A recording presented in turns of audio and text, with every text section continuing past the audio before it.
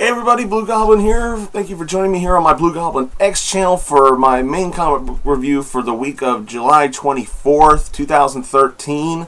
I want to thank y'all for joining me. Now, hopefully I've got these uploaded in the proper order. If you're watching this, chances are my review of Daredevil issue number 28 on my Blugoblin 01 channel, my main channel, should be up. So go to my main channel and check out my review of Daredevil 28. Daredevil is finally on my pull list. Yeah, I know. I'm late on that. But here to review books from my main pull at my friends at Arkham Comics. And before I get started, I need to give them a special shout out and a special plug here. Don't know where the picture is going to be, but I'm going to put it up here somewhere. My friends and family at Arkham Comics are looking to sell Incredible Hulk issue 181, the first appearance of Wolverine. They have it up for sale. I forgot how much they're asking for. Jennifer, do you know? You don't know how much I don't remember how much they're asking for. I'll probably put it down as a note here on the bottom somewhere once I look it up. But they have a copy of it and they're looking to sell it. So if you are interested in getting this comic, and I also believe they're also selling a reprint as well of the book that also includes other stories in there, including the original origin of Wolverine. So if you're interested in buying this, contact them any way you can. Their email is arkhamcomics@yahoo.com. Mm-hmm. So give them a shout out and see if you'd be interested in buying this. Now, excuse me, on to the books at hand. We're going to start with DC and end with Marvel. Alright, with DC, we're going to start with Aquaman, number 22. Prisoners of the Dead King. Jeff Johns, Paul Pelletier. I hope I pronounced the artist's name right. I apologize if I butchered it. But I've said it before, and I'll say it again. This is probably Jeff Johns' best book since the New 52 started. Ever since Blackest Night, his writing for me has went... It's like he went up, and then Blackest Night hit. It was right here. Blackest Night was awesome. And ever since then, it's slowly started to slow down. And for me, ever since Blackest Night, his stuff, Brightest Day, and everything involving, his run with Green Lantern, his run with the Flash could have been a hell of a lot better than it was. And then, not to mention the New 52 Green Lantern, which, in my honest opinion, could have been better as well.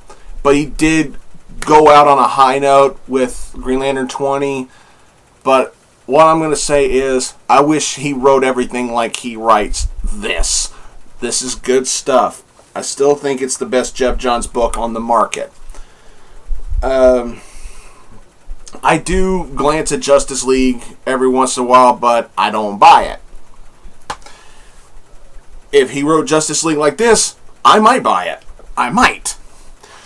But we got, this is the next part of the story involving the supposed true first king of Atlantis. You know, he finally comes face to face with Arthur in here. And we learn a couple of things, not just about Arthur, but about this supposed true first king of Atlantis that really kind of surprised me. Very nice storytelling, a nice plot twist. It wasn't a really shocking plot twist, though, in my honest opinion, but it could steer the storytelling in a really good direction. The artwork in here was really, really great. Atlantis is in and while Arthur and Mera got their hands full with the dead king, Atlantis is under siege by the Scavenger and his lackeys. So shit's starting to stink in Atlantis. You know what I'm saying? And it just ain't looking good for Arthur. And at the end of the book, wow, what a twist! I hate to use that line sometimes, but what a twist! I really hate that line sometimes, but in this case, it's kind of relevant because there's a really big twist at the very end of the book that leads to style of cliffhanger. You know what I'm saying? It's one of those kinds. You know, it's not a oh shit, and it's not a dun dun dun. Well, I guess it could be like a dun dun dun, but I look at it more as a uh-oh. You know, because wow, that's all I'm going to say about the cliffhanger. The cliffhanger was brilliant. Because now I'm thinking, what the fuck are Arthur and Mera going to do now? This is getting real. And I'm looking forward to the next issue. This has been really good stuff. Do yourselves a favor.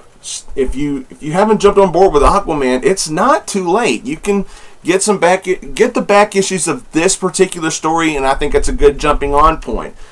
This has been really, really well done. Alright, next up, we got Batman, The Dark Knight, number 22. When allies become deadly enemies. That cover is just badass. I love it. Greg Hurwitz and Alex Maleev. Now, I haven't seen Alex Maleev's artwork since the short-lived Spider-Woman series that he did with Brian Michael Bendis over at Marvel. It's been a while. I mean, it has been a while since I've seen Alex Maleev's artwork. But for a Batman story, his dark and gritty artwork, it works. It really works. Especially seeing what we get in here. I mean, well, I'm gonna have to minorly spoil this book, because I need to tell you, what you see here on the cover is sort of right. It's only sort of right, because that's not Jim Gordon. That's Clayface. Clayface is the main villain in this story. And what he does... Now, I'm not going to spoil what exactly he does in the beginning of the book, but part of it involves him taking the form of James Gordon, and he does something in here that, oh man, it made me wish it really was Jim Gordon, because if it was the real Jim, it would have made him look like a 100% legit badass. This was a really solid beginning to the story. It was very nicely done. And when Clayface eventually comes face to face with Batman in here, shit gets personal really quick. And I like that kind of storytelling where it's like, it's not just it's like somebody commits a crime, Batman simply stops him. No, it's like Batman storytelling is at its best when shit gets real or when shit gets personal. And Clayface found a way to make it personal really quick. And I'm not going to spoil what he does, and I'm not going to spoil what he says. But it was very nice. It was one of those moments where I looked at the page and I went, "You motherfucker!"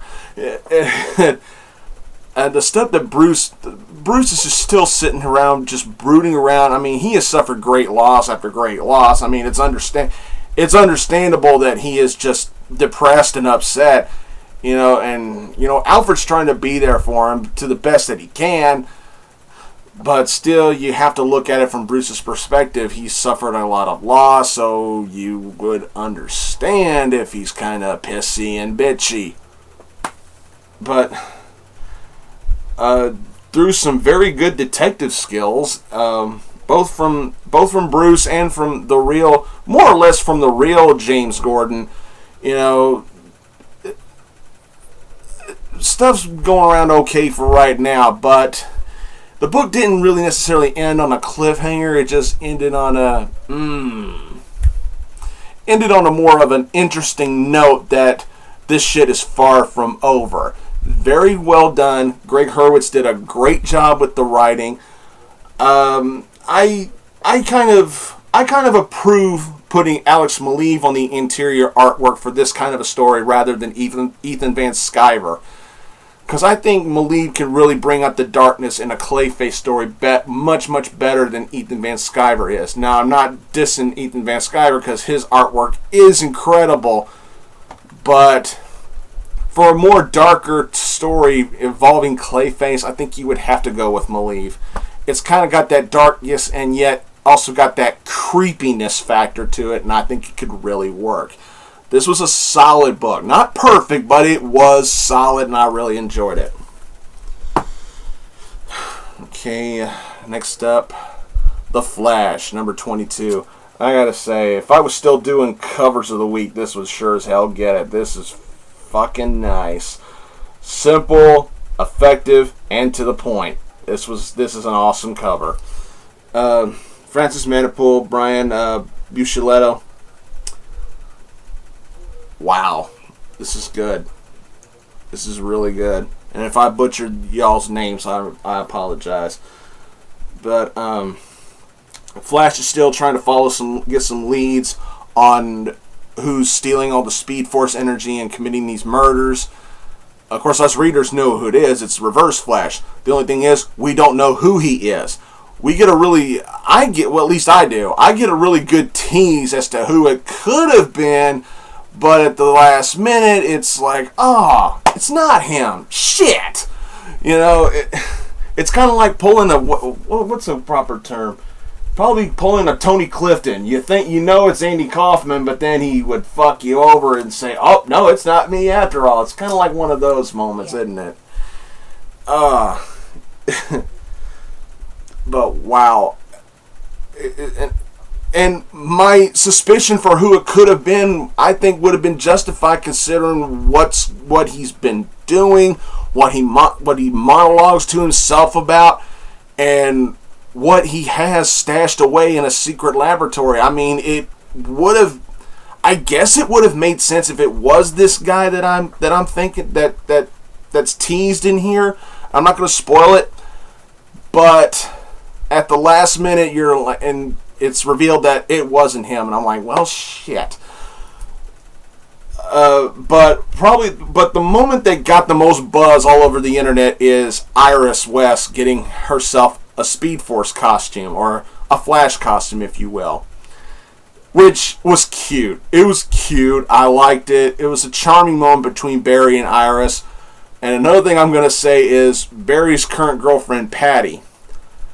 Oh my God, this bitch has got jealousy written all over her. It's like she doesn't want Barry to even look at Iris. I mean, if Patty was any more jealous, she would literally turn into a green-eyed monster. I'm like, wow, do you not... It's like, but it kind of hurts Patty's character in a sense, because, I mean, come on, Barry's a Boy Scout. I mean, do you honestly think...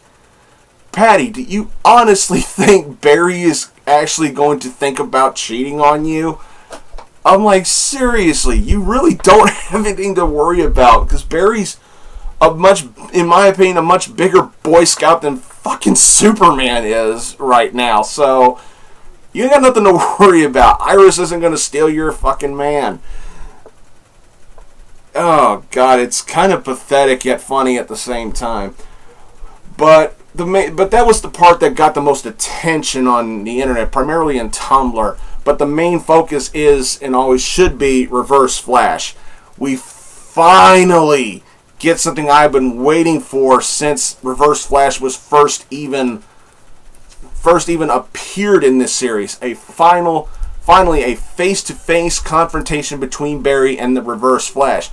The only bad thing is we still don't know who the Reverse Flash is. And there are people out there still thinking it's going to end up being Wally West. And I'm still on the fence as to whether or not I'd be okay with that. If they find a way to make it logically work, I could be okay with it. But that's an only if scenario. Only if they can make it logically make sense. Don't just do it to find a cheap-ass excuse to squeeze Wally West into the New 52 library, because if you do it just for that reason, it's gonna flop.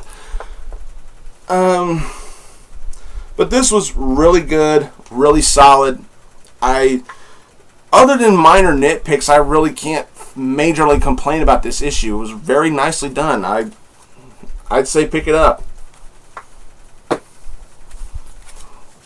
Alright, ending off DC with Red Hood and the Outlaws, number 22, Against the Essence of Evil. You got a new writer on here, James Tynion IV. Look, I'm going to be honest, this book bored the ever-loving shit out of me. This was the first book I read off my stash, and everybody knows why I still buy this series, because I stay loyal to the character of Starfire. But don't get me wrong, the interior artwork is just simply amazing. But it's the dialogue and the storytelling, it's basically nothing but exposition after exposition after exposition. And nothing but a bunch of blah, blah, blah, blah, blah, blah, blah, blah, blah. It's like we get backstories, we get you're supposed to do that. We get speeches about how this character's supposed to do this, or this character's supposed to be this, or this character's supposed to do that, or a backstory as to this character used to be with this and used to do that. I'm like, enough. We get it. Just get to this.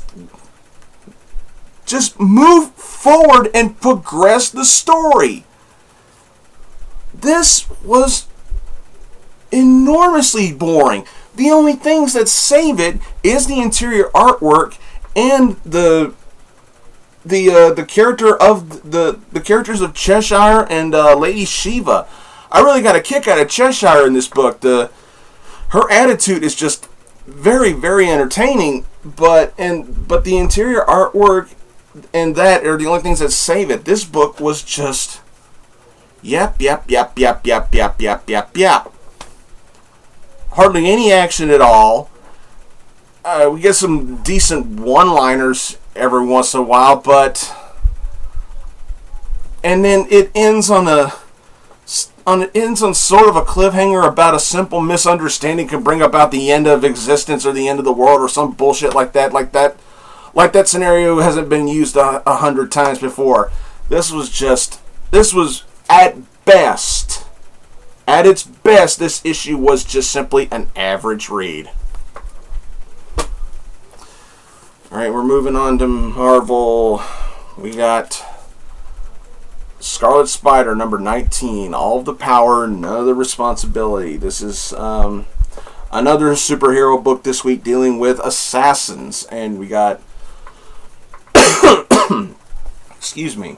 We got Kane and Wolverine dealing with these assassins and everything, and then at the cliffhanger of the last issue, I believe her name was Red Death. She makes her appearance in here, and we really get to see how this character is in this particular issue. And hell, I even think Kane here mentions how she is in the book. talk about one hell of a fucking narcissistic killer bitch. I think the thing that Kane said was, this woman just loves to hear herself talk.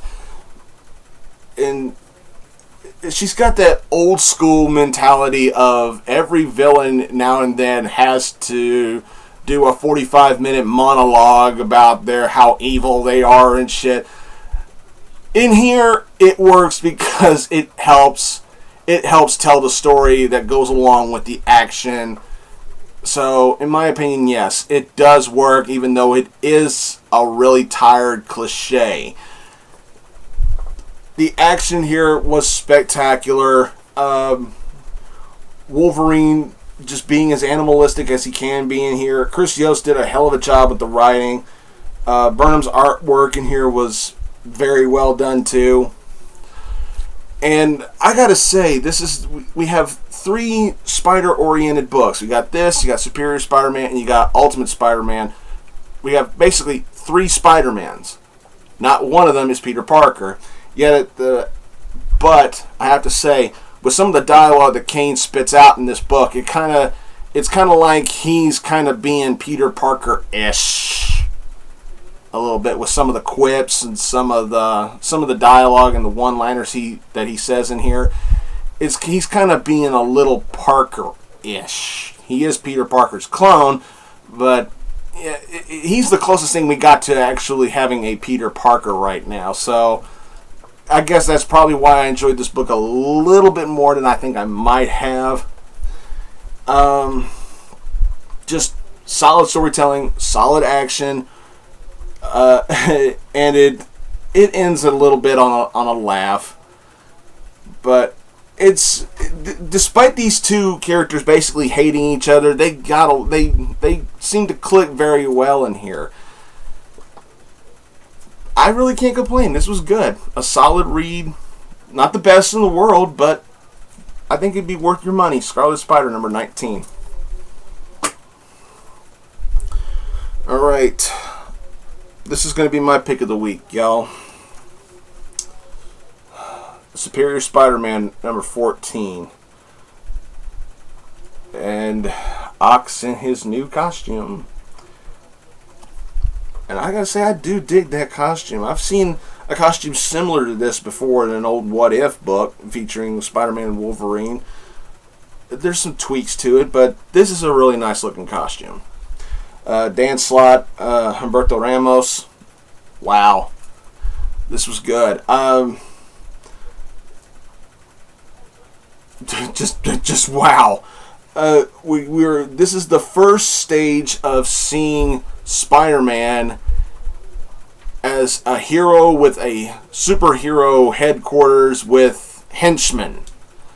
This is very, very rare in comic books where the superhero has henchmen and his own secret headquarters. This is normally stuff that a villain has, but in the eyes of New York, he's still a hero, even though we know, us readers know, and he's still a villainous son of a fucking bitch.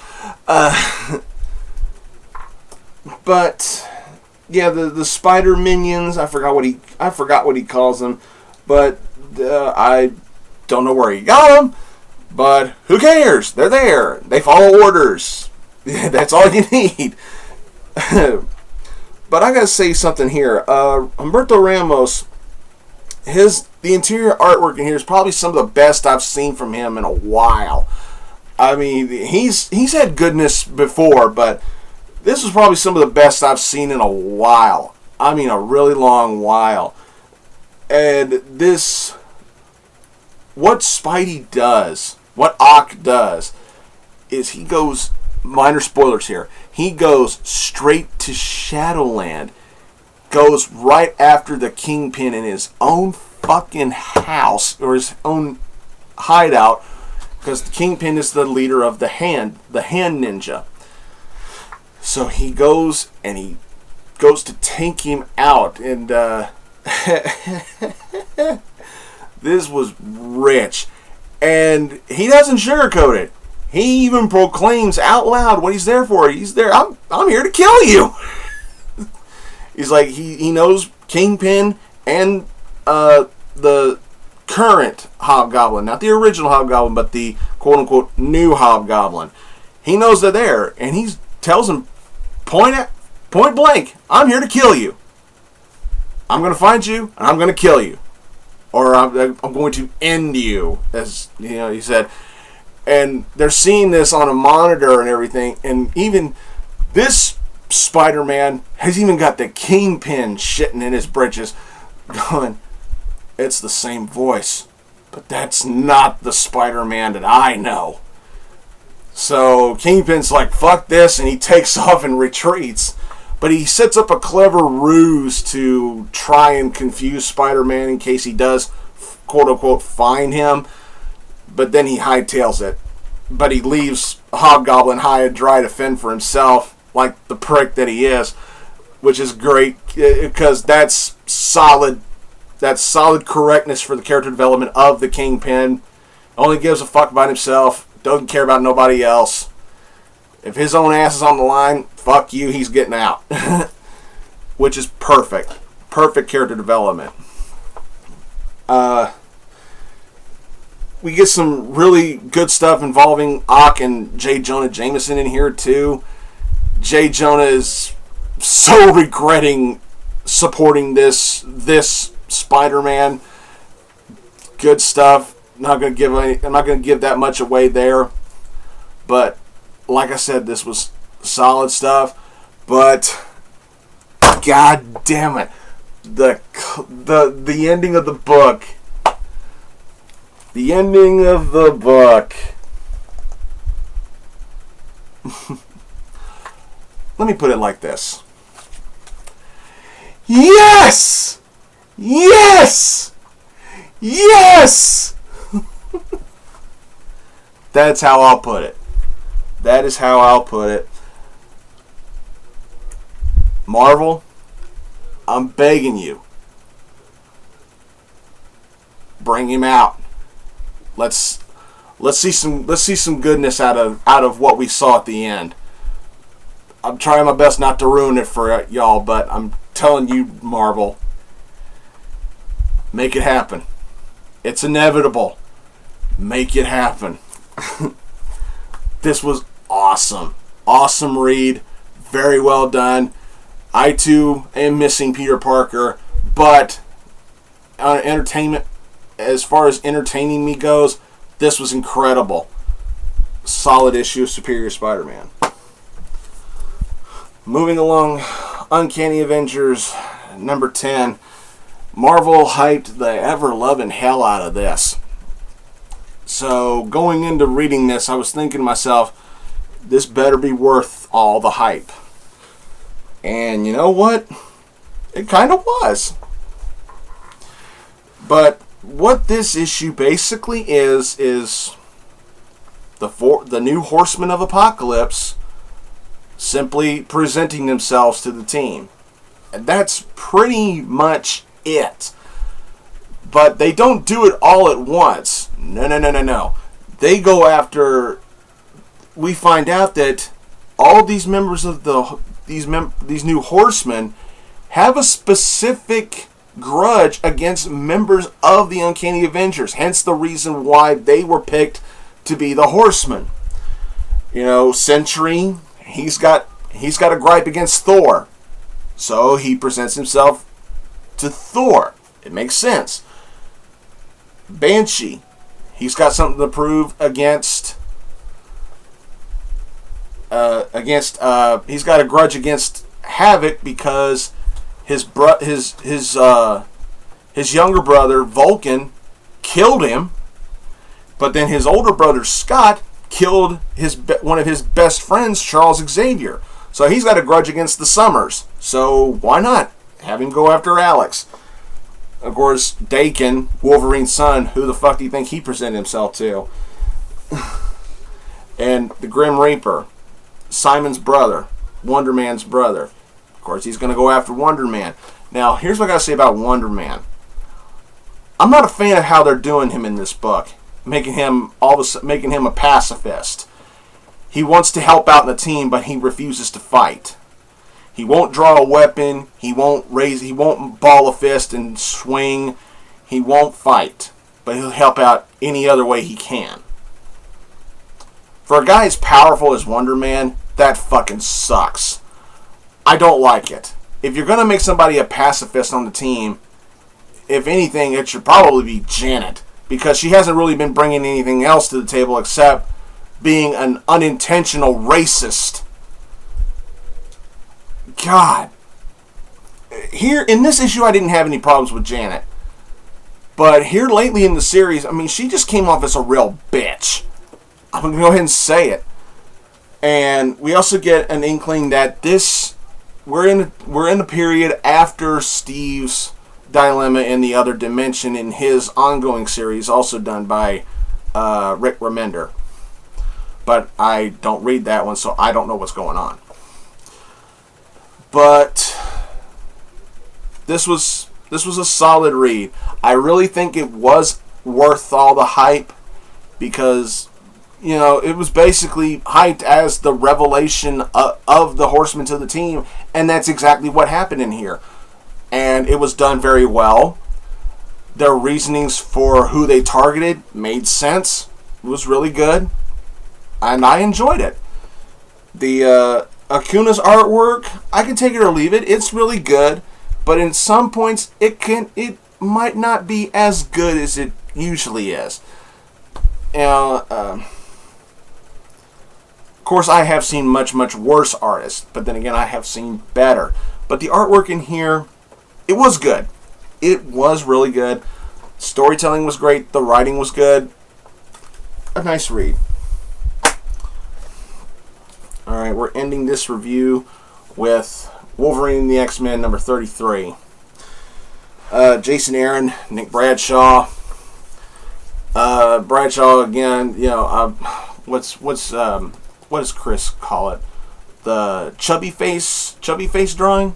I think that's what he calls it. That's more of that. But Jason Aaron is still writing this series very well. Little minor spoiler here. You got Kitty Pryde and Iceman on the cover, yet they're not in the book. So, it's the next part of the Hellfire Academy story, and it primarily focuses on Idie. It primarily focuses on her more than anybody else.